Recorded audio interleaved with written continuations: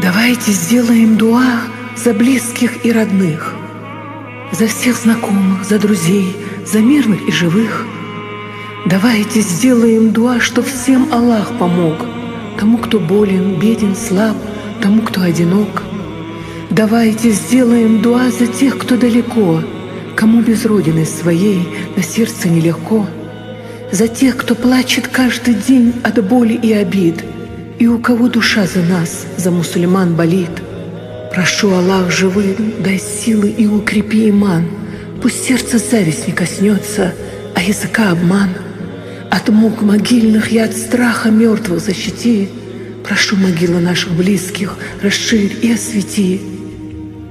Прошу, Аллах, тому, кто болен, даруй выздоровление, возможность слышать, говорить, даруй слепым прозрение.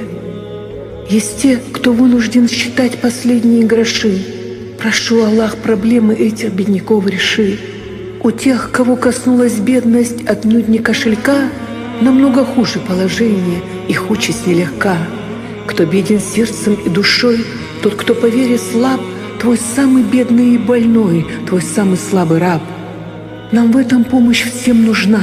Прошу тебя, Аллах, сильнее сделай нашу веру, любовь к тебе и страх.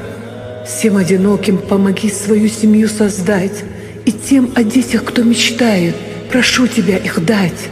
Тем, кто в пути или на чужбине тоскует день и ночь по родине, друзьям и близким, терпением помочь.